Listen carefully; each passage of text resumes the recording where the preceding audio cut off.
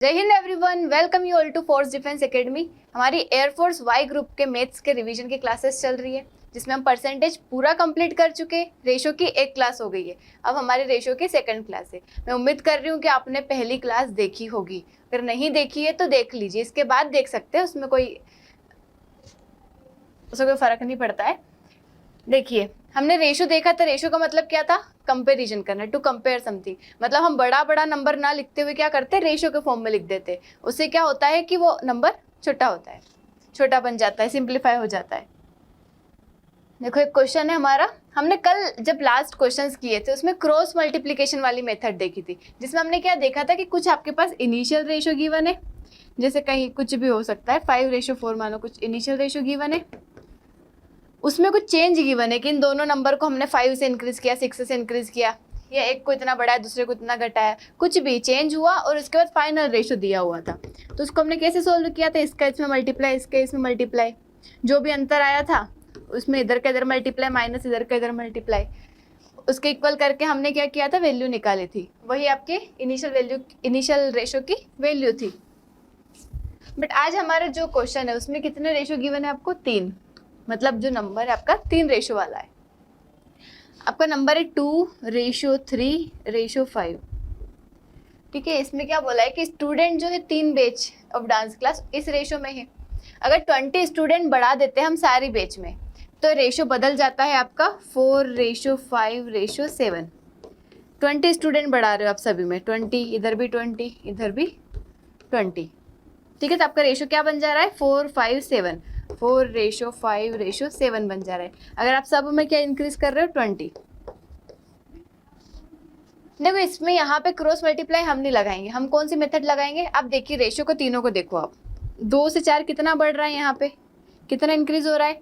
2 increase हो रहा है, 2 इंक्रीज हो रहा है। 3 to 5 इधर भी 2 इंक्रीज हो रहा है, 5 to 7 इधर भी 2 इंक्रीज हो रहा है। लेकिन एक्चुअल में तो सब में कितना इंक्रीज हो रहा है? सब में 20 बढ़ रहा है ना। हमने अभी देखा सब में कितना इंक्रीज हो रहा है? 20। यहाँ पे रेशो के हिसाब से 2 बढ़ रहा है सब में, लेकिन एक्चुअल में कितना बढ़ रहा है? 20 बढ़ रहा है सब में। तो 2 की वैल्यू ही तो 20 है। रेशो के हिसाब से 2 है वो, लेकिन असली में उसकी वैल्यू क्या है? 20। तो 1 यूनिट की वैल्यू कितनी आ जाएगी? यहाँ से 1 यूनिट की वैल्यू कितनी आ जाएगी? 10, क्योंकि 10 टाइम्स ही तो होता है 20। तो 1 यूनिट की वैल्यू कितनी हो गई? 10। तो यहाँ से आपको इनिशियल रेशो पता चल जाएगा कि ये वाला जो नंबर है ये आपका 2 10 20, 3 10 30, 5 10 50, ये आपका इनिशियल हो गया वैल्यू। लेकिन आपसे पूछा क्या है? Find the total number of student in 3 batches before the increase. मतलब तीनों को मिला के कितने थे? तो आप यहाँ से जोड़ सकते हो कि 50 30 20 100 हो गया, या फिर पहले जोड़ लो कि 5 3 और 2 10, 10 का 10 में मल्टीप्लाई करेंगे तो 100। मतलब शुरू में कितने बच्चे थे? 100 थे। कितने थे? 100। नेक्स्ट क्वेश्चन पे चलते। देखिए इसमें क्या बोला है, the ratio of income of Jitendra and Narendra. देखो, जब ऐसे क्वेश्चन आए आपको कि किसी की इनकम का आपको रेशो दिया है, एक्सपेंडिचर का रेशो दिया है, और कुछ न कुछ एक रेशो ऐसा दिया होगा जो कि उन दोनों को कनेक्ट कर रहा होगा किसी न किसी तरीके से, तो हमें देखना है यहाँ पे। देखो, ratio of income of Jitendra and Narendra, Jitendra है और नरेंद्र है, इन दोनों की इनकम का रेशो। देखो, आपको लिखने का तरीका ध्यान रखना है, इसी तरीके से लिखना है। इनकम कितनी है इनकी? 4:7। कितनी है? 4:7। And the ratio of their expenditure is 6:5। इनके एक्सपेंडिचर मतलब खर्चे का रेशियो कितना दे रखा है? 6:5। ठीक है, इनकम का रेशियो, एक्सपेंडिचर का रेशियो। देखो, आप कभी भी अगर कुछ बदलते हैं, मल्टीप्लाई करते, डिवाइड करते, तो रेशियो उन दोनों में होता है। ऐसा नहीं कि आप इसमें और इसमें कर दो, ऐसा नहीं होगा। रेशियो जिसके साथ लगाए उन दोनों का मल्टीप्लाई, डिवीजन या कुछ भी होता है। If Jitendra saves 400 out of 2800, मतलब जितेंद्र 2800 में से 400 बचा रहा है। 2800 में से कितना बचा रहा है वो? 400 बचा रहा है। मतलब 2800 अगर उसकी इनकम है तो उसमें से 400 वो सेविंग कर रहा है। ठीक है, ये क्या हो गई? उसकी सेविंग हो गई। यहाँ से अगर इसको कैंसिल भी अगर हम कर लेते तो 1/7, इसको कैंसिल कर लिया हमने। मतलब अगर उसकी इनकम अगर 7 रुपये है तो 1 रुपया वो बचा रहा है। मतलब खर्चा कितना कर रहा है? 6 रुपये। कितना एक्सपेंडिचर हो रहा है यहाँ से? हमें पता चल गया 6 रुपये का। मतलब इनकम अगर 7 है तो एक्सपेंडिचर कितना हो रहा है? 6 रुपीज़ का हो रहा है, मतलब 6 यूनिट का हो रहा है। अब यहाँ पे अगर आप देखोगे, किसकी बात कर रहे हैं हम? जितेंद्र की। जितेंद्र को देखो, ये जितेंद्र इसकी इनकम तो यहाँ पे 4 बता रहा है, एक्सपेंडिचर तो यहाँ पे 6 बता रहा है, ये तो गड़बड़ हो रही है। जबकि उसकी इनकम 7 होनी चाहिए, एक्सपेंडिचर 6 होना चाहिए। तो हमें ऐसा बनाना है कुछ ना कुछ कि यहाँ पे 7 आ जाए और यहाँ पे कितना आ जाए, 6 आ जाए। देखो यहाँ तो 6 है लेकिन यहाँ 7 लाना पड़ेगा। कैसे लाएंगे? तो इसको लाने के लिए आपको क्या करना पड़ता है, पहले तो इन दोनों को बराबर बनाओ। आप इन दोनों को क्या करेंगे, हम बराबर बनाएंगे। बराबर कैसे बनाएंगे? देखो यहाँ 4 है, यहाँ 6 है। ऐसा कौन सा नंबर है जो दोनों के टेबल में आता है? 12। ऐसा कौन सा नंबर है? 12। तो हम क्या करेंगे, ऊपर वाले रेशो को 3 से मल्टीप्लाई कर देते, नीचे वाले रेशो को 2 से मल्टीप्लाई कर देते। आया समझ? देखो आप मल्टीप्लाई करोगे तो आ जाएगा ना, 3 4 जार 12, 3 7 जार 21, 2 6 जार 12, 2 5 जार 10। देखो ये 12 12 दोनों क्या बन गए, सेम बन गए। तो हमने क्या कर दिया, अभी सेम बना दिया। अब हमें क्या करना है, सेम तो बन गया लेकिन हमें इनकम चाहिए 7 और एक्सपेंडिचर चाहिए 6। इनकम होनी चाहिए 7 और एक्सपेंडिचर होना चाहिए 6। तो इनकम में मल्टीप्लाई कर देंगे 7 का और एक्सपेंडिचर में मल्टीप्लाई कर देंगे 6 का। ये बन गया आपका इनकम और एक्सपेंडिचर का रेशो। इनकम हो गई 7, एक्सपेंडिचर हो गया 6। इसको यहाँ से कैंसिल कर दो, 3 2 जार 6। यहाँ पे कितना बच गया, 7 और इधर 2 2 जार 4। मतलब ऊपर वाली इक्वेशन में आपको 7 से मल्टीप्लाई करना है, कर लो। 7 4 जार 28, या नीचे लिख लेते ताकि क्लियर दिखेगा। 7 7 जार 49, इधर 2 2 जार 4 हो गया। 4 का 12 मल्टीप्लाई करेंगे तो 12 4 जार 48। एक मिनट 6 में मल्टीप्लाई करेंगे, 12 में नहीं, 6 में मल्टीप्लाई करेंगे। 4 6 जार 24 एंड 4 5 जार 20। ये आपके ऊपर वाला किसका रेशो हो गया, इनकम का, और ये किसका रेशो हो गया, एक्सपेंडिचर का। ऊपर वाला इनकम का रेशो, नीचे वाला एक्सपेंडिचर का रेशो। इनकम में से एक्सपेंडिचर माइनस करेंगे तो क्या मिलेगा आपको, सेविंग मिलेगी। देखो आपकी इनकम किसके बराबर होती है, जितना आप खर्चा करते हो और जितनी आप बचत करते हो। एक्सपेंडिचर प्लस सेविंग क्या होता है, इनकम होती है। तो इनकम क्या है आपकी, एक्सपेंडिचर प्लस सेविंग। तो इनकम में से एक्सपेंडिचर अगर घटा दोगे, मतलब जो आप कमाते हो उसमें से जो आप खर्चा करते हो उसको घटा दोगे तो सेविंग बचेगा। तो ये आपकी इनकम, ये आपका एक्सपेंडिचर, इसमें से इसको घटा दो, सेविंग हो जाएगा। देखो ये जो नंबर दिया था आपको यहाँ पे, ये किस लिए दिया था, ताकि आप ये रेशो को दोनों को कनेक्ट कर सको। अब ये कनेक्ट नहीं है, ये अलग रेशो है, ये अलग रेशो, इन दोनों का कोई नाता नहीं है। आप ऐसे डायरेक्ट माइनस नहीं कर सकते। और कैसे करेंगे, इनकम 4 और खर्चा 6 कैसे हो सकता है किसी का, गलत बात है ना।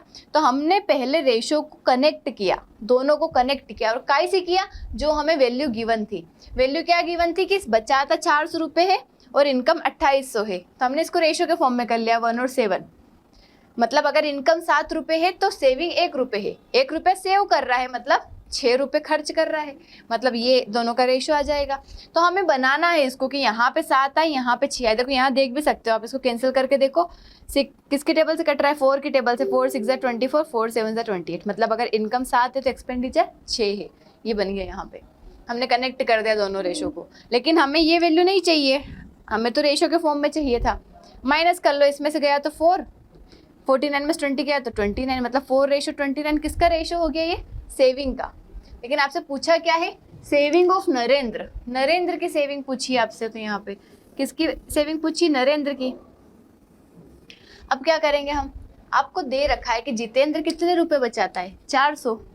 जितेंद्र की सेविंग आपको पता है, जितेंद्र कितने रुपए बचाता है, 400 रुपये बचाता है। यहाँ पे रेशो में 4 रुपये बचा रहा है, 4 की वैल्यू 400 है, 4 की वैल्यू 400 है, 100 टाइम्स है। तो 29 की वैल्यू भी 100 टाइम्स होगी। कितनी होगी, 2900। 2900 क्या हो जाएगा, आपका आंसर आ जाएगा 2900। आया समझ? नेक्स्ट क्वेश्चन करते हैं, उससे और अच्छे से समझ आ जाएगा। देखो ratio of monthly income of A and B. A और बी की मंथली इनकम का रेशो है, कितना दे रखा है, 4:5। कितना दे रखा है, 4:5। Then and date of monthly expenditure, खर्चों का रेशो दे रखा है 3:8। एक्सपेंडिचर कितना दे रखा है आपको, 3:8। देखो ये इनकम हो गई, एक्सपेंडिचर हो गई। अभी इन दोनों रेशो का कोई कनेक्शन नहीं है, ये रेशो अलग, ये रेशो अलग। बट एक क्वेश्चन में कुछ ना कुछ दिया होगा जो इन दोनों रेशो को कनेक्ट कर देगा। और कनेक्ट हो गई एक बार तो आपको क्या करना है, इनकम में से एक्सपेंडिचर माइनस करा, सेविंग आ जाएगी। फिर चाहे कुछ भी पूछा हो, इनकम पूछे तो इसमें मल्टीप्लाई कर दो, सेविंग पूछे तो उसमें मल्टीप्लाई कर दो, जो पूछे वो निकाल सकते। If the income of A is equal to expenditure of B, मतलब ए की इनकम और बी का एक्सपेंडिचर दोनों क्या है, बराबर है। ए की इनकम और बी का एक्सपेंडिचर दोनों बराबर है। आपको देखना है इन दोनों को बराबर बनाना है हमें। बराबर कैसे बनाएंगे, देखो ये तो 8 है, इसमें 2 का मल्टीप्लाई कर देते हैं, लेकिन रेशो में अकेले नंबर मल्टीप्लाई नहीं होता है, दोनों में मल्टीप्लाई होगा। दोनों में क्या होगा, मल्टीप्लाई होगा। किसका मल्टीप्लाई करें कि 8 आ जाए, 2 का। तो ये हो गया दोनों बराबर, ये भी बन गया 8, ये बन गया 10। तो दोनों क्या हो गए, इनकम और एक्सपेंडिचर बराबर हो गए। यही बोला था हमें क्वेश्चन में कि ए की इनकम बी का एक्सपेंडिचर बराबर है। बराबर बन गया मतलब रेशो हमारा अब कनेक्ट हो गया। अब हम माइनस कर सकते हैं। ये क्या बन गया हमारा, 8 बन गया। 2 का 4 में मल्टीप्लाई करेंगे तो क्या आएगा, 8 आएगा। इसको 8 बना लेते हैं हम, 8 बन गया। और 2 का 5 में मल्टीप्लाई करेंगे तो 10, ये 10 बन गया। ठीक है, अब क्या कर देना, इनकम में से इसको माइनस कर दो तो सेविंग का रेशो आ जाएगा। कैसे करेंगे, 8 में से 3 गया तो 5, 10 में से 8 गया तो 2, 5:2 आपका आंसर आ जाएगा। इजी। 2 रेशो गिवन होंगे, उसमें कोई कनेक्शन नहीं रहेगा, लेकिन क्वेश्चन में कुछ ना कुछ ऐसा गिवन होगा जिससे दोनों को आप कनेक्ट कर सकते हो। एक बार कनेक्ट हो गए तो फिर आप माइनस प्लस कर सकते हैं। शुरू में माइनस प्लस नहीं कर देना है, पहले जोड़ना है जो क्वेश्चन में दिया है उसके थ्रू, फिर माइनस प्लस करना है, तो आपका आंसर करेक्ट आएगा। नेक्स्ट क्वेश्चन पे चलते हैं। Ratio of income of A to that of B. Income A की और बी की, इनकम का रेशियो आपको दे रखा है कितना, 4:3, लिख लिया हमने। Expenditure of A is 5:12 of his income. देखो यहाँ पे क्या बोल दिया है कि ए का जो खर्चा है उसी की, ए की इनकम का ही 5/12 है। मतलब अगर उसकी इनकम अगर 12 है, ए की अगर इनकम 12 रुपए है तो उसका खर्चा 5 रुपए है, ऐसा बोल दिया इन्होंने। और expenditure of B is 7/15 of his income. मतलब खर्चा जो है बी का, मतलब बी का जो खर्चा है वो कितना है, 7/15। मतलब बी की अगर इनकम 15 रुपए है, बी की अगर इनकम 15 रुपए है तो उनका खर्चा कितना है, 7 रुपए। ये ए का दे दिया इनकम और खर्चे का रेशो, ये बी का दे दिया, और यहाँ पे दोनों की इनकम का रेशो दे दिया। तो अब क्या करेंगे, यहाँ पे क्या कर सकते हैं हम ऐसा कुछ नंबर बना ले इसको, इनकम को, कि हम क्या निकाल सके, डायरेक्ट यहाँ से उसका खर्चा निकाल सके। कैसे निकालेंगे, देखो इनकम कितनी है यहाँ पे, 12 रुपए, यहाँ पे इनकम कितनी है, 15 रुपए। तो हम काम करते हैं कि ऐसा कोई नंबर ले लेते हैं जो 12 और 15 दोनों की टेबल में आता है। 12 और 15 की टेबल में तो 60 आता है, मेरी नज़र में 60 आता है दोनों की टेबल में। तो 60 से इसका क्या कर दो, पूरे का मल्टीप्लाई कर दो। पूरे का 60 से क्या कर दो, देखो रेशो में किसी भी सेम नंबर से अगर मल्टीप्लाई करते तो बराबर होता है रेशो। 60 से मल्टीप्लाई कर देते, इसमें करेंगे तो 6 4 24, 240 कितना हो जाएगा, ये 6 4 24, 240, और इधर 3 में मल्टीप्लाई करेंगे तो 180। मतलब ये ए की इनकम और बी की इनकम का रेशो, देखो रेशो वही है, मैंने आपको शुरू में बताया था कि रेशो में किसी नंबर का मल्टीप्लाई कर लो रेशो इक्वल ही रहेगा। तो रेशो तो वही है, बट हमने ऐसा क्यों किया, इसका रीज़न ये है कि ताकि हम एक्सपेंडिचर निकाल सके। देखो उसमें भी निकाल लेते हम, वो जो लिखा था ना यहाँ 4 और 3, उसमें भी निकाल लेते, लेकिन फिर पॉइंट में नंबर आ जाता आपका। यहाँ पे पॉइंट में हम कैसे सॉल्व करते अब यहाँ से क्या होगा, देखो ए की इनकम अगर 12 रुपये है तो एक्सपेंडिचर 5 रुपये है, लेकिन ए की इनकम 240 रुपये है, तो 240 का 5/12 निकाल लो आप। क्या निकल जाएगा, उसका खर्चा निकल जाएगा। मतलब 100 रुपीज़ क्या है, इसका एक्सपेंडिचर है। देखो इसका मतलब क्या हुआ, एक बार और अच्छे से बता देती हूँ मैं। इसका मतलब ऐसा हुआ कि ए की इनकम 12 रुपये, लेकिन यहाँ पे ए की इनकम कितनी है, 240 है। मतलब 12 की वैल्यू यहाँ पे 240 है, कितने गुना, 20 गुना। तो एक्सपेंडिचर खर्चा भी 20 गुना होगा, 20 गुना मतलब 100 रुपये। इस तरीके से निकाला इसको, 100 रुपये आ गया। वैसे ही बी की इनकम कितनी है, यहाँ पे 180 है, यहाँ पे कितनी, बी की इनकम 15 है, 15 यूनिट की वैल्यू 180 है, कितने गुना, 12 गुना। तो ये भी कितना होगा, 12 गुना होगा। 12 7 से कितना होता है, 84 होता है। तो ये क्या हो जाएगा, इसका 84 क्या हो जाएगा, खर्चा हो जाएगा। ये इनकम हो गई, खर्चा हो गया, और दोनों का कनेक्शन बन गया, जुड़ गया दोनों। अब आप माइनस कर सकते हो।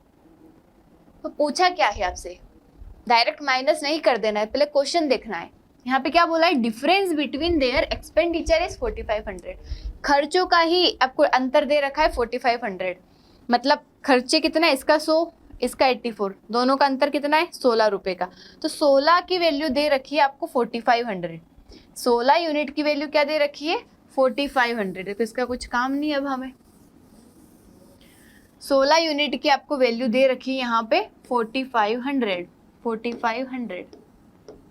आपसे क्या पूछा है, इनकम ऑफ बी, बी की इनकम कितनी 180, तो 180 यूनिट की वैल्यू आपको बताना है, 180 यूनिट की वैल्यू आपको बताना है। कैसे निकालोगे, देखो 1 यूनिट की वैल्यू कैसे निकालेंगे हम, ये 16 कहाँ चला जाएगा अपोन में, 4500 अपोन में 16, और आपको तो 180 की वैल्यू चाहिए, तो 180 की वैल्यू चाहिए तो 180 का मल्टीप्लाई कर लो। तो 16 की वैल्यू दे रखी थी तो 16 को हमने डिवाइड में पहुंचा दिया, 180 की चाहिए थी तो 180 से मल्टीप्लाई कर लिया। तो ये क्या आ गया यहाँ पे, इसको सोल्व कर लेना है। कैसे सोल्व करेंगे, 4 की टेबल से कैंसिल कर लेते, 4 4 जार 16, 4 5 जार 20, इसको भी 4 से कर लेते हैं। देखो ये 100 जो है 2 0 मतलब 100, और 4 अगर 100 से अगर 4 को डिवाइड करते तो कितना आता है 25। तो आप यहाँ पे भी क्या कर सकते हो 25 कर सकते हो, मतलब 45 मल्टीप्लाई 25 मल्टीप्लाई 45, ये आपका है। अब हमें पता है 45 मल्टीप्लाई 45 होता है 2025, तो मैंने बोला था आपको स्क्वायर से याद करना है 50 तक, 2025 का 25 में मल्टीप्लाई कर लो। देखो आखिरी में 5 आएगा, ऐसा कोई आंसर है आखिरी में 5, अच्छा सभी में आखिरी में 5 है, मल्टीप्लाई कर लेते। 25 5 जार 125, इधर आएगा 50 62,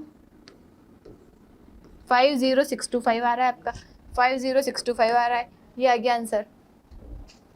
आपको बस रेशियो को कनेक्ट करना है, जो भी गिवन है जैसे तैसे करके हमें क्वेश्चन में रेशियो को कनेक्ट कर देना है, जो भी गिवन है उसकी हेल्प से।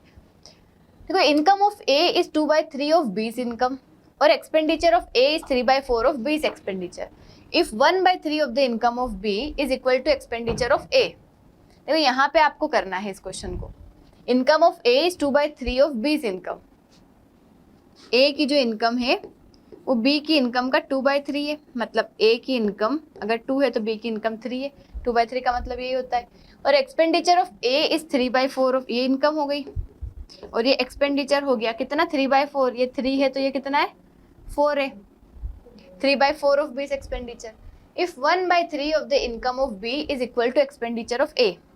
अब क्या बोल दिया हमें, देखो इसको यहाँ पे लिख लेना है, if 1/3 of income of B, मतलब बी की इनकम का 1/3 इक्वल है, is equal to the expenditure of A, A के एक्सपेंडिचर का। इसका अगर रेशो देखेंगे तो क्या बन जाएगा, इसको बी की इनकम को इधर पहुंचा देते, मतलब बी की इनकम अगर 3 है तो ए का एक्सपेंडिचर 1 है, बी की इनकम अगर 3 है तो ए का एक्सपेंडिचर 1 है, बी की इनकम अगर 3 है तो ए का एक्सपेंडिचर 1 है, ठीक है। बी की इनकम अगर 3 है तो ए का एक्सपेंडिचर 1 है, नहीं चाहिए भैया, बी के इनकम अगर 3 है तो ए का एक्सपेंडिचर 1 है, आपको ऐसा बना देना है, ठीक है।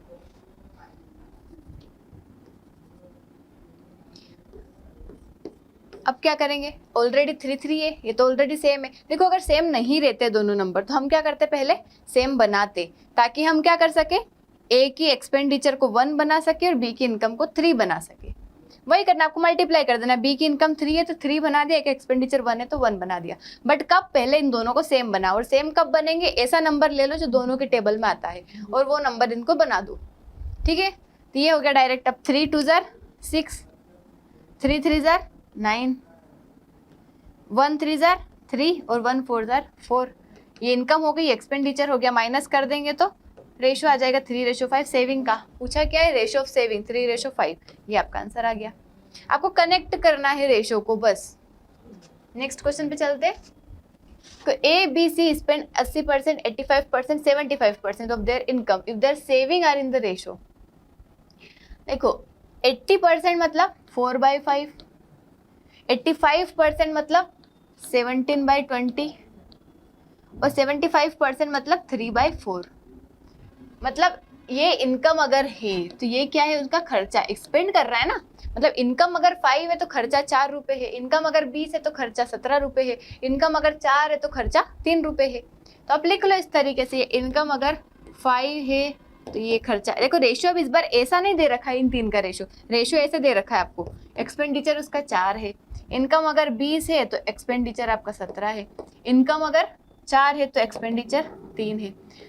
तो देखो इनकम में से एक्सपेंडिचर माइनस करने पे सेविंग आती है, इधर इनकम में से एक्सपेंडिचर माइनस कर रहे हो तो कितना आ रहा है आपका, 1 यूनिट क्या हो रही है, सेविंग। इधर 3 यूनिट सेविंग आ रही है, इधर 1 यूनिट सेविंग आ रही है। आपको रेशो दे रखा है 8:9:20। किसका, सेविंग का। सेविंग का रेशो दे रखा है यहाँ पे 8:9:20। हमारा सेविंग आ रहा है 1, 3 और 1। अब देखो ये 1 है, हमें 8 चाहिए सेविंग। क्या कर ले, 8 का मल्टीप्लाई कर दे पूरे में। देखो जब भी आपको 8 बनाना हो इसको तो पूरे में 8 का मल्टीप्लाई कर दो। देखो ये रेशो है, दोनों नंबर में आप एक नंबर का मल्टीप्लाई कर सकते हो। 8 का मल्टीप्लाई कर देते अपन। 8 5 40 और 8 4 32। देखो 40 में से 32 गया तो 8 बचा, 8 आ गई इनकम हमारी। यहाँ पे 3 आ रहा है लेकिन असली में हमें 9 चाहिए। किसका मल्टीप्लाई कर दे, 3 का मल्टीप्लाई कर दे। देखो 20 में 3 का मल्टीप्लाई करेंगे तो 60 और 17 में 3 का मल्टीप्लाई करेंगे तो 51। तो ये क्या हो गया, 60 में से 51 गया तो 9 बन गया। तो यहाँ 1 आ रहा है, हमें 20 चाहिए, 20 का मल्टीप्लाई कर दे। 4 में 20 का मल्टीप्लाई करेंगे तो 80 और 3 में 20 का मल्टीप्लाई करेंगे तो 60। ये रेशो है। देखो रेशो है इसीलिए मल्टीप्लाई कर रहे हैं। पिछले वाले क्वेश्चंस में ऐसे रेशो दे रखा था तो पूरे में मल्टीप्लाई ऐसे होता, अभी हम ऐसे कर सकते क्योंकि रेशो दे रखा है। देखो 20 भी आ गया, ये बन गया हमारा रेशो, कनेक्ट ही हो गया। ये इनकम का हो गया, एक्सपेंडिचर का हो गया, सेविंग का हो गया। पूछा क्या है आपसे, difference between the income of A and C. A और सी की इनकम का डिफरेंस दे रखा है 18,000। तो इनकम हो गई, ये बी और सी का था। ए और सी की इनकम का डिफरेंस देखो, इधर 40 से 80 अंतर कितना है दोनों में, 40 का है। 40 और 80 में कितना डिफरेंस है, 40 का है। तो 40 यूनिट की वैल्यू दे रखी है आपको 18,000। कितनी दे रखी है, 18,000। ए और सी की इनकम का अंतर दे रखा है आपको। देन इनकम ऑफ बी पूछा है आपसे, मतलब 60 की वैल्यू पूछी है। 40 की वैल्यू गिवन है, 60 की वैल्यू आपसे पूछी है। तो क्या करोगे, यहाँ 10 की निकाल लो, आप 4 को डिवीजन में भेज दो। तो 4 4 16, 4 5 20, 00। और इसमें क्या कर लो, 60 बनाना है तो 6 का मल्टीप्लाई कर लो। 27,000 आपका आंसर आ जाएगा। तो 40 की वैल्यू थी तो हमने क्या करा, पूरे को 4 से डिवाइड कर दिया ताकि क्या आ जाए, 10 की वैल्यू आ जाए। अब 6 से मल्टीप्लाई कर दो ताकि 60 की वैल्यू आ जाए। हमें 60 की वैल्यू चाहिए थी तो 27,000 गिवन है, 27,000 ये रहा। ये आपका क्या हो जाएगा, आंसर। नेक्स्ट क्वेश्चन पे चलते हैं। देखो on the whole surface of earth the ratio of land and water is 3:5। देखो पूरी अर्थ जो होती है, धरती कैसी होती है, ऐसी गोल जैसी होती है, ठीक है। ये नदन हेमिस्फेयर होता है, सदर्न हेमिस्फेयर होता है। लेकिन जितना बड़ा आपका ऊपर वाला हेमिस्फेयर रहेगा, उत्तरीय मतलब आपका जो गोलार्ध होता है, उतना ही दक्षिणी गोलार्ध होता है, मतलब जो नदन होता है वही इसके बराबर सदन होता है। मतलब धरती अगर पूरी एक फॉर्म में है, ओवल शेप में है, जियोइड में जो भी है, तो उसका क्या होता है, जितना भाग ऊपर है उतना ही भाग नीचे है। मतलब अगर आप इसको 2 भाग में डिवाइड कर दोगे तो आधा आधा बढ़ जाएगा दोनों में। कितना बढ़ जाएगा दोनों में, आधा आधा बढ़ जाएगा।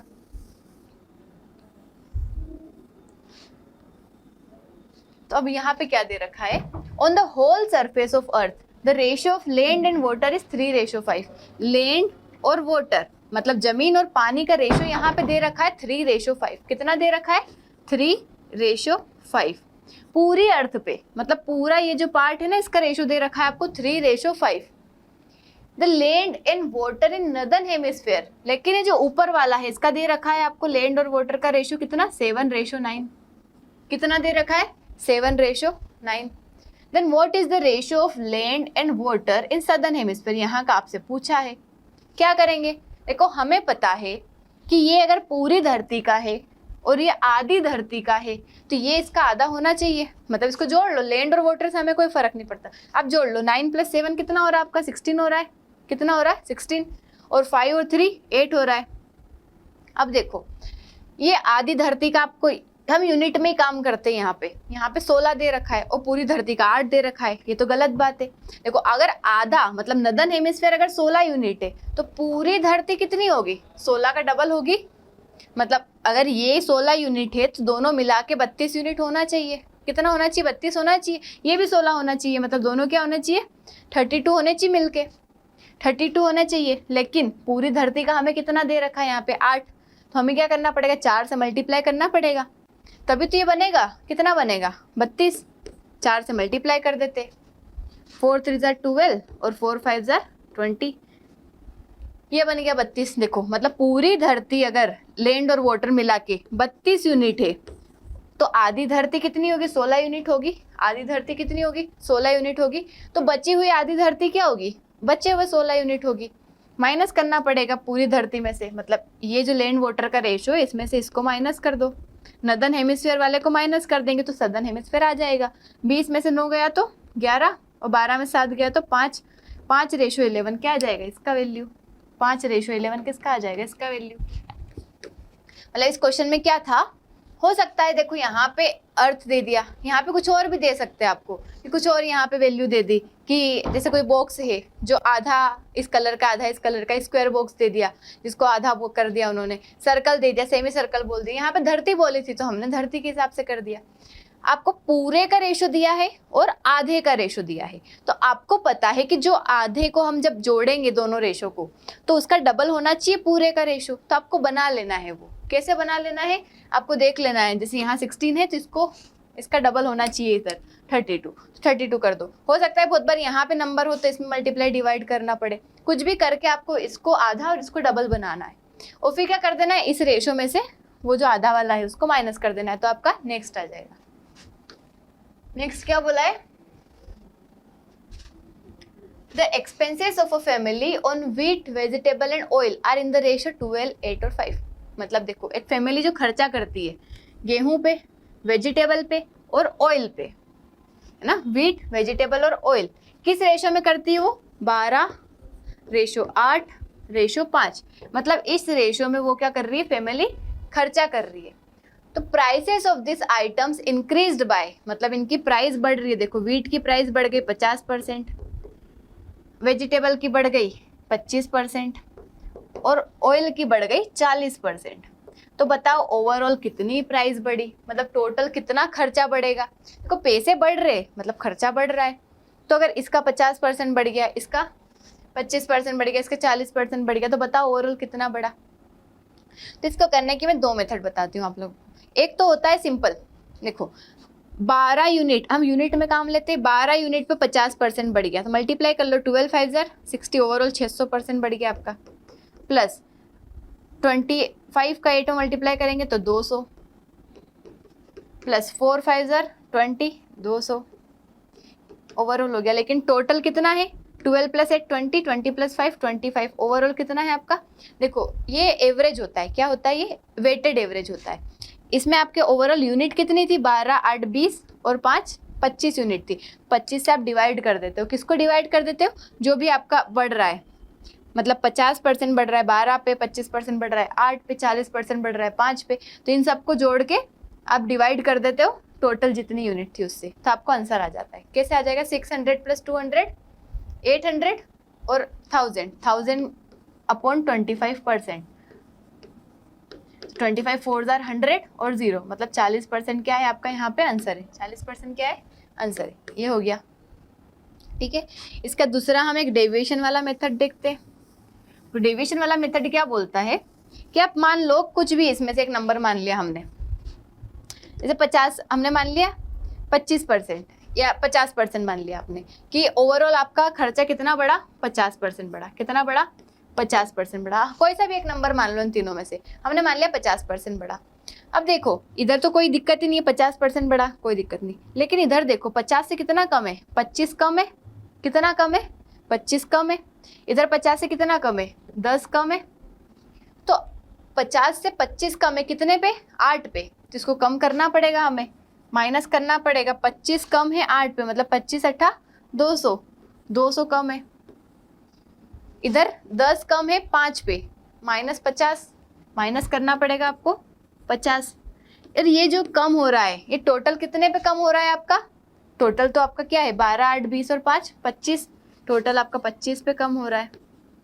तो आप क्या करो, 50 में से 200 और 50 -250, -250 अपॉन 25 करोगे तो कितना आएगा, -10। 50 में से 10 गया तो 40%, कितना आ गया आपका 40%। ऐसे भी आप कर सकते हो और पहले वाले तरीके से भी कर सकते हो। मतलब आपको कोई रेशो दे रखा है और उसमें दोनों रेशो का अलग अलग बता रखा है कि इस नंबर पे इतना % बढ़ा, दूसरे रेशो पे इतना % बढ़ा, तो बताओ ओवरऑल कितना बढ़ेगा। तो ऐसे क्वेश्चन में आपको या तो वेटेड एवरेज वाली मेथड यूज करना है या फिर ये वाली कर सकते हो, डेविएशन वाली। देखो बी सी डी ई की सैलरी का रेशियो दे रखा है 2, 3, 4, 5 और सैलरी का इंक्रीमेंट बता रखा कि 20% बढ़ी, 30%, 40% और 50%। पहले लिख लो B C D E, B C D और ई सैलरी का रेशियो कितना है 2, 3, 4 और 5।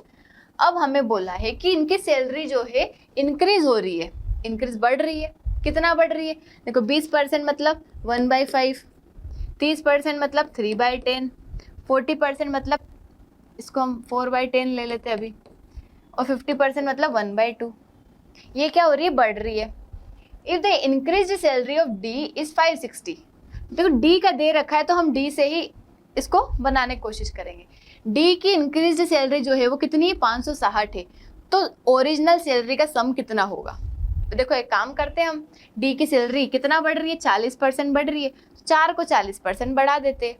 देखो अब यहाँ पे इसको बढ़ाने जाएंगे तो पॉइंट में नंबर आएगा, तो इससे अच्छा है हम एक काम करते, सब में 0 लगा लेते। एक सब में क्या लगा लिया हमने? 0 लगा लिया। अब क्या बोला है कि डी की सैलरी 40% बढ़ रही है, 40% मतलब 4/10 बढ़ रही है, तो इसको 40% मतलब 4/10 बढ़ाएंगे तो कितना होगा? 16 बढ़ेगी। कितनी बढ़ेगी? 16। तो कितनी हो जाएगी बढ़ के डी की सैलरी? 56। को 40 का 40% जो होता है कितना होता है? 16 होता है, 16 होता है। निकाल लेना। 40 का 2/5 अगर हम निकालें तो 5 8 ज़ा 40, 8 2 ज़ा 16, या 40 का 4/10 अगर हम निकालें तो 0 से 0 कैंसिल, 4 4 ज़ा 16, कितना होता है? 16 होता है। तो 40 का कितना परसेंट? 40% निकाला हमने, 16।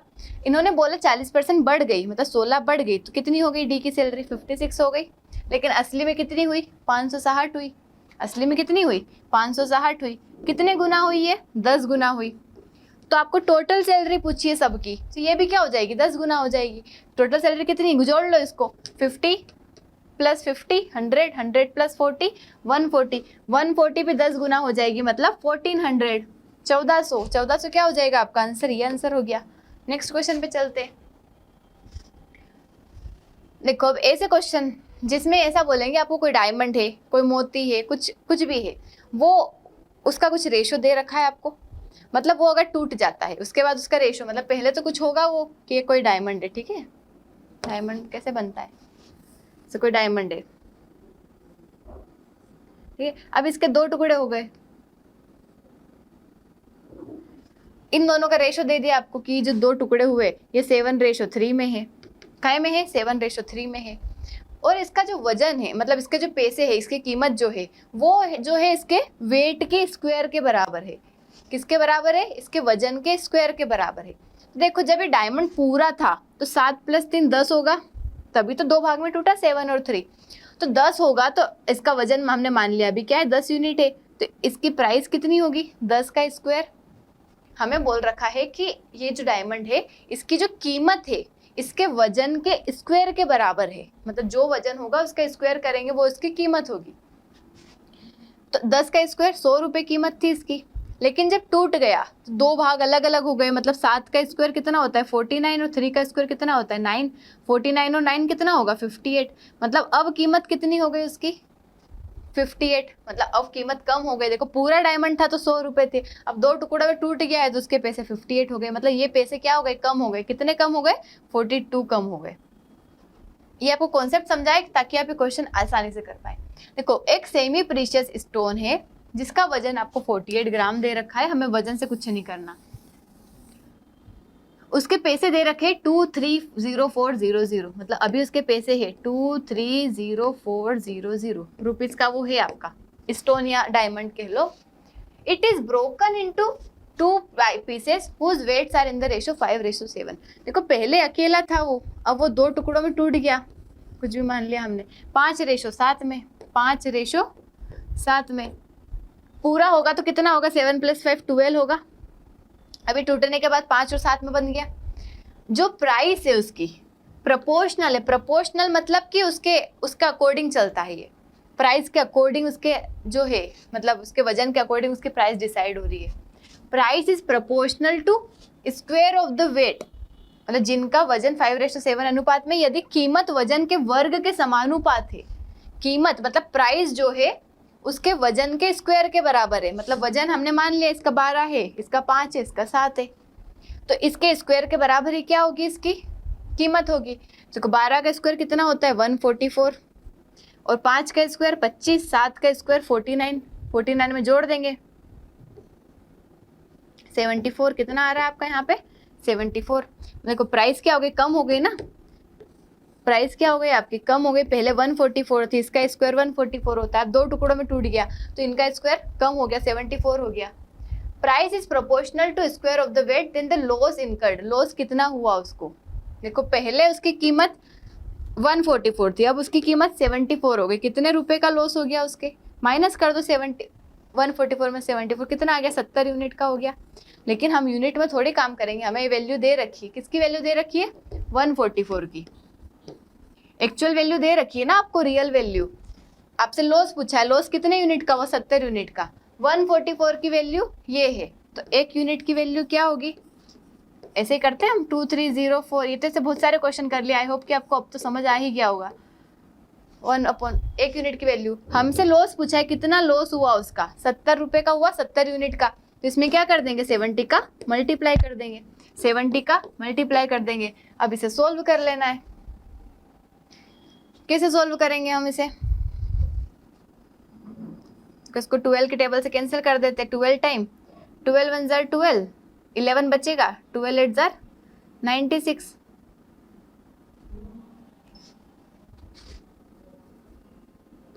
2304, 12 1 जार 12, 11 बच रहा है, 12 9 जार 108, 2 बच रहा है, 12 2 जार 24 और 00, फिर 12 से कैंसिल करेंगे, 12 1 जार 12, 12 6 जार 72, 00 और मल्टीप्लाई 70। अब देखो पीछे 3 0 है और 16 का 7 में मल्टीप्लाई करेंगे तो 112 112 000 112 000, ये आपका आंसर आ जाएगा। इस तरीके से आपको क्वेश्चन सोल्व करना है। नेक्स्ट वापस से आपको दे रखा है कि स्टोन की वैल्यू उसके स्क्वायर ऑफ वेट, मतलब वजन के स्क्वायर के बराबर है, मतलब प्राइस जो है स्टोन की वो डायरेक्टली प्रोपोर्शनल है वेट के स्क्वायर के, मतलब वेट जितना बढ़ेगा, वेट का स्क्वायर जितना बढ़ेगा उतनी प्राइस बढ़ेगी। स्टोन आपके पहले से वैल्यू दे रखी है, यहाँ पे 2 पीस में टूट गया 2:3 में, मतलब पहले 5 यूनिट था, अब वो 2:3 में टूट गया, मतलब पहले उसकी वैल्यू 25 रुपए थी, तो अब क्या हो गई 4 और 9, 9 और 4 कितना होता है 13 रुपए हो गई। तो what is total price of 2 small stone, आपको टोटल प्राइस मतलब 13 की वैल्यू बताना है, 25 की वैल्यू आपको गिवन है, कितनी है 25 की वैल्यू 1 2 3 4, तो ये 25 की वैल्यू है, इसकी वैल्यू निकालना है क्योंकि स्मॉल स्टोन है ना, ये होमवर्क है आपको करना है, वैसे बता दिया मैंने पूरा ही। तो cost of diamond is directly proportional to square of its weight, यहाँ पे भी स्क्वायर दे रखा है। Cost of 14 gram diamond is 2560। Diamond टूट गया आपके 2 पीस में, किस रेशो में 5:9 में, देखो मतलब पहले ये 14 होगा, अब टूट के कितना हो गया 5 और 9, मतलब 14 का स्क्वायर कितना होता है 196 रुपए होंगे पहले इसकी प्राइस, अब कितनी हो गई 25 और 81, मतलब अब 106 रुपए हो गए, ठीक है।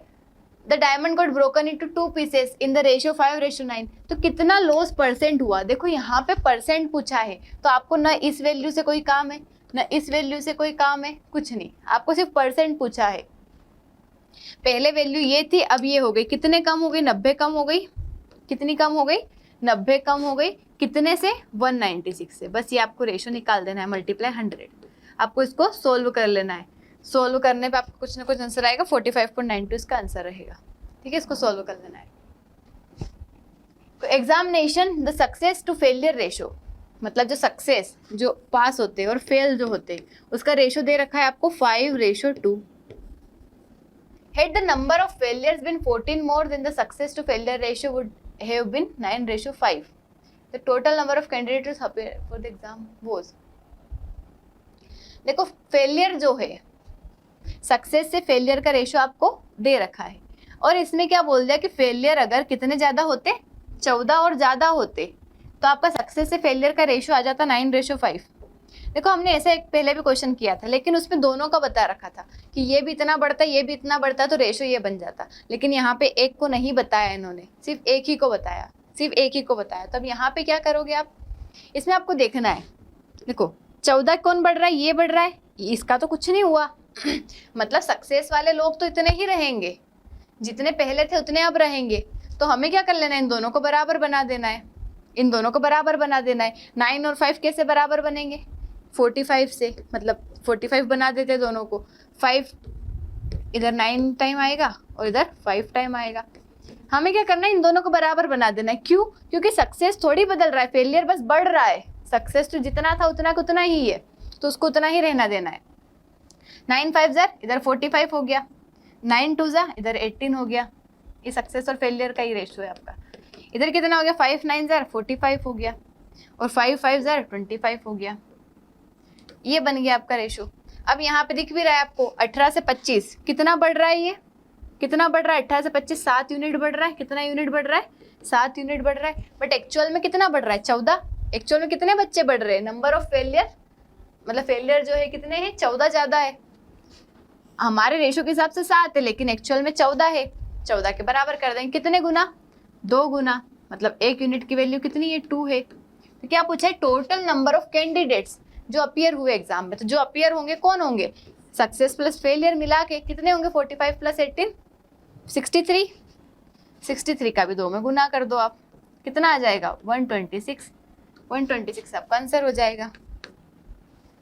तो यहाँ पे क्या बोल रखा था आपको, फिर से एक बार बताती हूँ। 2 रेशो दे रखे और एक ही को बढ़ाता हुआ बताया इन्होंने, तो दूसरा को कुछ नहीं बोला, तो दूसरा तो बराबर ही होगा ना। बराबर करने के लिए हमने क्या कर दिया, बराबर कर दिया। तो 9 और 5 की टेबल में ऐसा कौन सा नंबर है जो दोनों की टेबल में आता है, 45। तो हमने 45 बना दिया दोनों को। और जब भी रेशो में मल्टीप्लाई होता है दोनों में होता है, तो ये हो गया। यहाँ से ये दोनों अब रेशो कनेक्ट हो गए, हमें पता चल गया 7 बढ़ा, लेकिन एक्चुअल में 14 बढ़ा। तो हमने यूनिट की वैल्यू निकाल ली, यूनिट की जो वैल्यू है उसमें मल्टीप्लाई कर दे जो भी पूछा था। अब देखिए कंपाउंड रेशो बोल दे आपको, मिक्स्ड रेशो बोल दे, तो इन सब का मतलब क्या होता है, कंपाउंड रेशो या मिक्स्ड रेशो अगर बोलते हैं तो आपको क्या करना है, दोनों रेशो को मल्टीप्लाई कर देना है। अपॉन में लिखना है, मल्टीप्लाई कर देना है, सिंपल सा। मिक्स्ड रेशो में क्या कर देना है, मल्टीप्लाई कर देना है। अगर आपसे बोले इनवर्स रेशो, क्या बोले, इनवर्स रेशो, तो इनवर्स में क्या करना है, उल्टा। जैसे अभी ए रेशो बी लिखा है तो इसका इनवर्स क्या होगा, बी रेशो ए, मतलब बी को आगे ए को पीछे कर देना, ये इनवर्स होता है। अगर आपसे किसी क्वेश्चन में बोल दे डुप्लीकेट निकालना है, ये टर्म्स याद रखना है, डुप्लीकेट निकालना है। डुप्लीकेट मतलब उसका स्क्वायर कर दो, क्या कर दो, जो भी अगर आपका रेशो दे रखा है, जैसे ए रेशो बी था तो इस दोनों का स्क्वायर कर दो, ए रेशो बी स्क्वायर, स्क्वायर कर दो। अगर आपसे बोले सब डुप्लीकेट निकालना है, सब डुप्लीकेट निकालना है, तो आप इसका ए रेशो बी का रूट निकाल दो, root of A square root और रूट ऑफ बी। अगर आपसे बोले ट्रिप्लीकेट निकालना है, ट्रिप्लीकेट, तो आप क्या कर दो, इसका क्यूब कर दो, ए क्यूब और बी क्यूब। और अगर सब ट्रिप्लीकेट बोले आपसे, सब ट्रिप्लीकेट निकालना है, तो आपको क्या कर देना, क्यूब रूट ऑफ ए और क्यूब रूट ऑफ बी। तो क्वेश्चन के साथ और अच्छे से कर लेंगे हम। बस ध्यान रखना है, डुप्लीकेट में स्क्वायर करना है, सब डुप्लीकेट में स्क्वायर रूट निकालना है, ट्रिप्लीकेट में क्यूब करना है, सब ट्रिप्लीकेट में क्यूब रूट करना है। कंपाउंड रेशो मिक्स्ड रेशो में मल्टीप्लाई कर देना है और इनवर्स में उल्टा कर देना है। अब यहाँ पे क्या बोला है, कंपाउंड रेशो मतलब 1/2 का मल्टीप्लाई कर दो 3/5 में, कितना आ रहा है 3/, देखो मल्टीप्लाई में नीचे का नीचे मल्टीप्लाई होता है, ऊपर का ऊपर होता है, 2 5 10, 3/10 मतलब 3/10, 3/10, ये आपका आंसर हो जाएगा। ठीक है, ये कंपाउंड रेशो हो गया। क्या बोला है, मिक्स्ड रेशो, मिक्स्ड रेशो अभी बताया था, मल्टीप्लाई कर देना है, 1/2 मल्टीप्लाई 3/5 मल्टीप्लाई 5/9। देखो ऊपर का ऊपर मल्टीप्लाई, नीचे का नीचे, लेकिन ये कट रहा है, देखो 3 3 जा 9 और 5 से 5 कट गया, तो ऊपर कितना बचा 1 और नीचे 2 3 जा 6, 1/6 मतलब 1/6, ये आंसर हो जाएगा। नेक्स्ट क्वेश्चन पे चलते हैं। क्या बोला है, कंपाउंड रेशो बताना है आपको 0.45/0.55। देखो पॉइंट से पॉइंट कट गया, क्योंकि ऊपर भी पॉइंट के बाद 2 नंबर है, नीचे भी पॉइंट के बाद 2 नंबर है। इसको 5 की टेबल से काट देते, 5 9 जा 45, 5 1 जा 5, 5 1 जा 5, तो आपको रेशो सिंपल बन गया 9/11। इधर क्या दे रखा है आपको 1/9 और उसके अपॉन में 4/5। देखो जब ऐसा आ जाता है 4 नंबर, तो आपको क्या करना है, नीचे वाले को ऊपर जाके उल्टा कर देना है। क्या कर देना है, उल्टा, मतलब ये हो जाएगा 5/4, उल्टा हो गया 5/4। तो कितना हो गया ये 5/36, 5/36।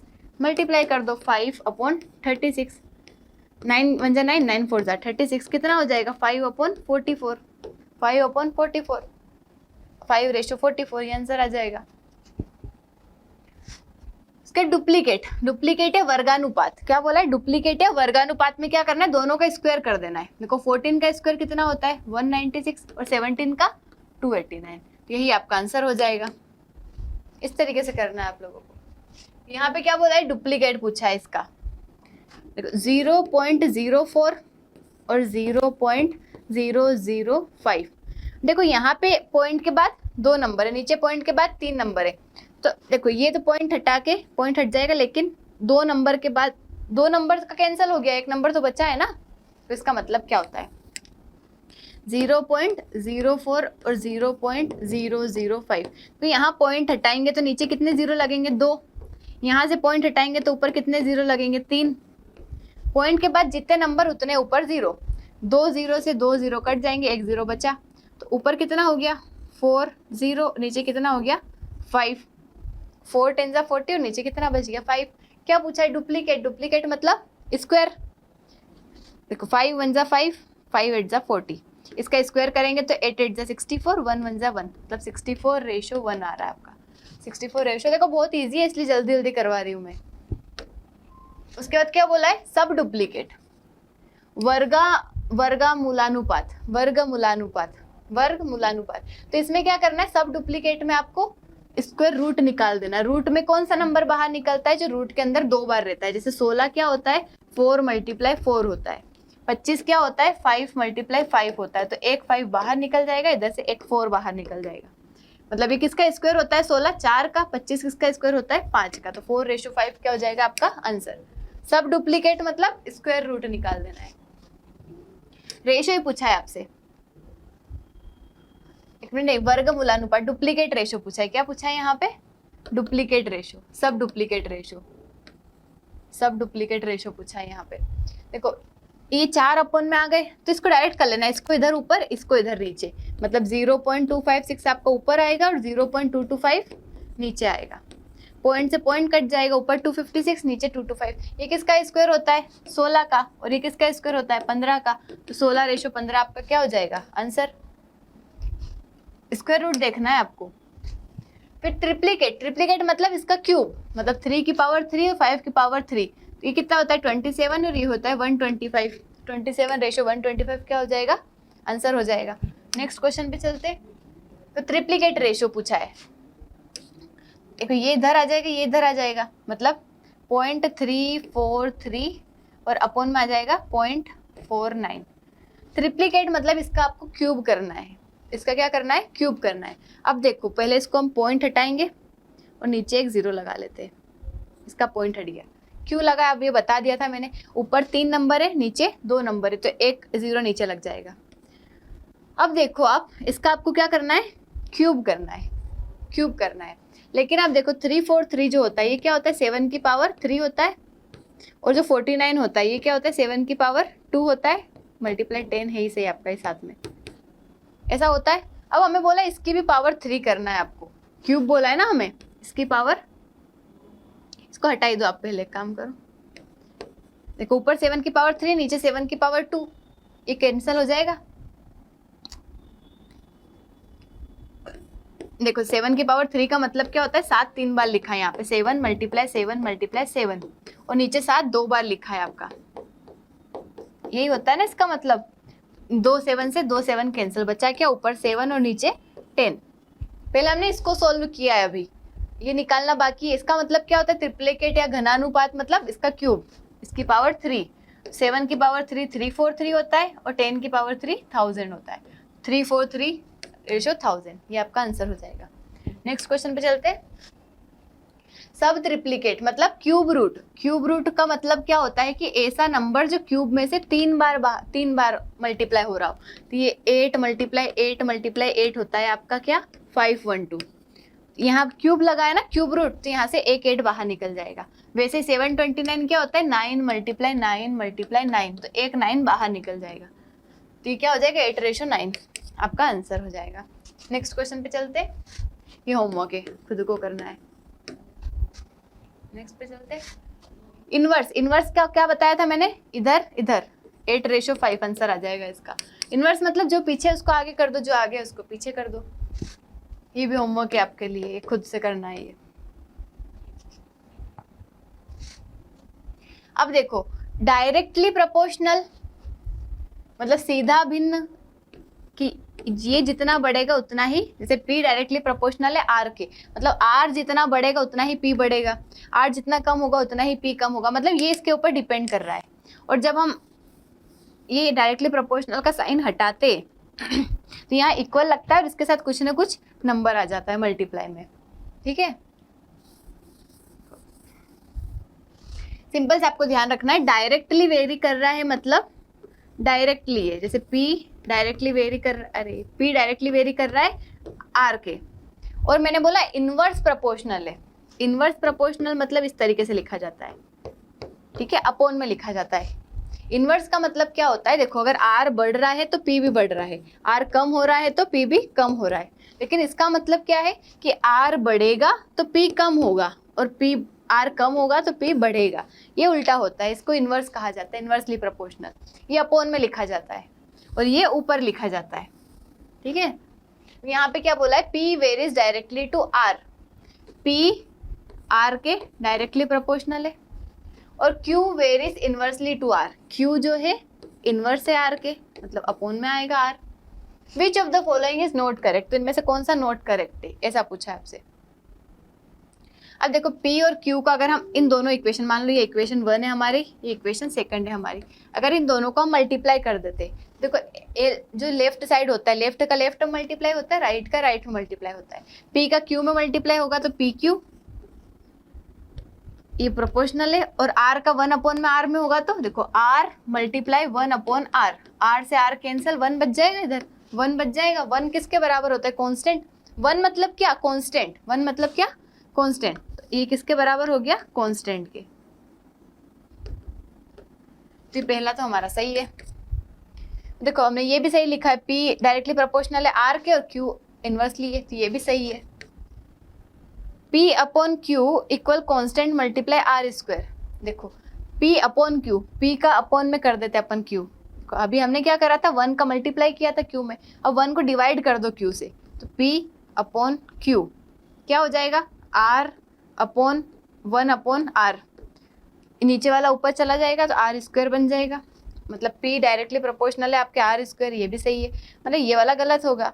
आंसर क्या हो जाएगा इसका, ये वाला, ये 3 तो सही है, चौथा गलत है। अब यहाँ क्या बोला है, X वेरीज डायरेक्टली Y, मतलब X डायरेक्टली वेरी करता है Y से और इनवर्सली करता है Z से। देखो हमने एक ही इक्वेशन में लिख दिया दोनों को, मतलब ये डायरेक्टली मतलब ये बढ़ेगा तो ये भी बढ़ेगा, ये कम होगा तो ये भी कम होगा, ये अपॉन में लिख दिया हमने। When Y, देखो जब ऐसे क्वेश्चन आए, ठीक है, ऐसे क्वेश्चन जब आते हैं, आपको किसी 3 की वैल्यू गिवन रहेगी, दूसरी वाले 3 की वैल्यू गिवन रहेगी, जैसे यहाँ पे Y की वैल्यू गिवन है, Z की वैल्यू गिवन है, X की वैल्यू गिवन है, पहले की आपकी वैल्यू गिवन है, Y की जगह जैसे आपका क्या है 1.8, Z की जगह क्या है 4.5 और इक्वल कर लेते इसको, X की जगह क्या है आपका 2.5, ठीक है। What is the value of X, आपसे वापस X की वैल्यू पूछिए जब आपका Y कितना हो 4.2 और Z कितना हो 1.25, तो यहाँ पे आपसे X की वैल्यू पूछिए। तो इनमें हम क्या करते हैं, ये जो दोनों इक्वेशन है इनको डिवाइड करना होता है। क्या करना होता है, मतलब जो पहले गिवन है ना इसको इस तरीके से लिखा जाता है, जैसे x1 upon x2 equal y1 upon y2 multiply, ये z नीचे है तो z1 अपॉन z2। मतलब हमारे पास जो पहले वैल्यू गिवन है वो x1 y1 z1 है, जो बाद में हमें निकालना है वो क्या है x2 y2 और z2 है। तो हम क्या कर रहे हैं, दोनों इक्वेशन को इससे इसको हमने डिवाइड कर लिया, क्योंकि दोनों बराबर ही है, इससे इसको डिवाइड कर लो। तो x1 के अपॉन में x2, y1 के अपॉन में y2, और देखो z1 नीचे है, ये जब यहाँ पे आप मल्टीप्लाई करोगे तो उल्टा हो जाएगा ना, ये तो y1 अपॉन z1, इसको मल्टीप्लाई करोगे y2 अपॉन z2, तो क्या होता है नीचे वाला इन्वर्स हो जाता है, मतलब z2 अपॉन y2 हो जाएगा। तो इसलिए ऐसा लिखा है यहाँ पे z2 अपॉन, ये आ गया y2, इधर आ गया z1। तो इस तरीके से इसको लिखना होता है। तो जब आपको पहले वैल्यू गिवन है उनको सबको 1 1 की जगह पे लिख देना है। ये आपका y1 हो गया, z1 हो गया, x1 हो गया, ये y2 हो गया, z2 हो गया, x2 की वैल्यू आपको निकालना है। वैल्यू पुट कर दो। x1 कितना है आपका 2.5, x2 आपको निकालना है, इक्वल y1 कितना है आपका 1.8, y2 कितना है आपका 4.2, मल्टीप्लाई z2 कितना है यहाँ पे 1.25 और z1 कितना है 4.5। बस इसको सोल्व कर लेना है। सोल्व कैसे करेंगे, देखो एक पॉइंट है, एक पॉइंट से एक पॉइंट कट गया। इधर देखो यहाँ पे नीचे एक पॉइंट है, इधर के साइड एक पॉइंट है, इधर के साइड 2 नंबर के आगे पॉइंट है।